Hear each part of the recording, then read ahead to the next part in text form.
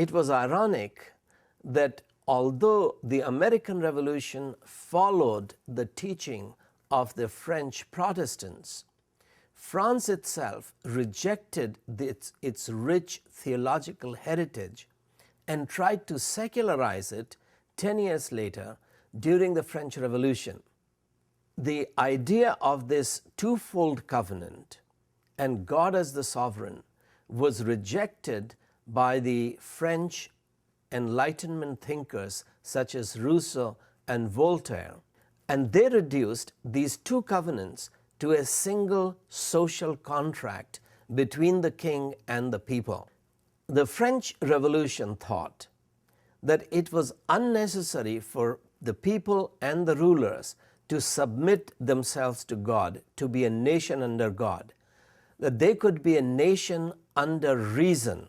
Now, the problem is that when two intelligent people have a disagreement, how do you resolve it? Why should one party submit to the other? Historians know that while the American Revolution succeeded, the French Revolution failed.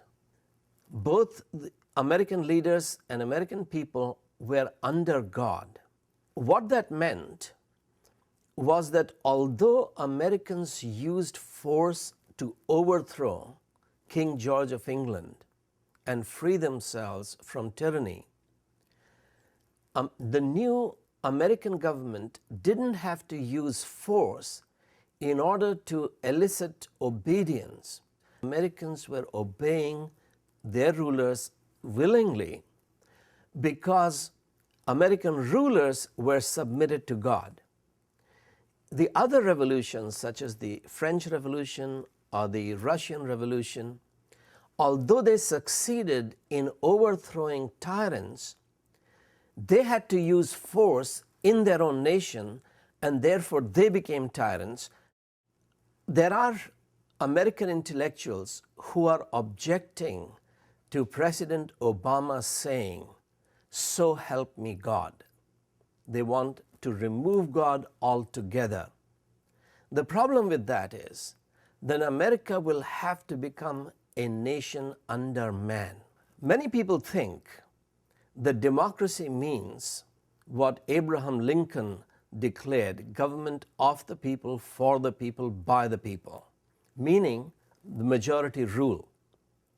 Now imagine you have an opportunity to meet with President Lincoln and you ask him, "Mr. President, you said that democracy means majority rule. Suppose the whites are the majority in America and they decide slavery is okay, that Obama should be a slave, not a president." He might say, "Man, are you blind? Can't you see that I have taken up guns to fight against slavery because the majority has no right to be wrong. The majority is subject to God's authority." This was the genius of the American system that Vice President Al Gore stated during his concession speech during the 2000 election. Vice President Al Gore won the popular vote. Governor George Bush won the Electoral College. That election led to a hotly contested judicial battle.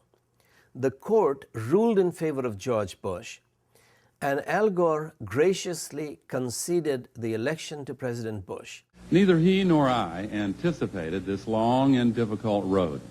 Certainly neither of us wanted it to happen.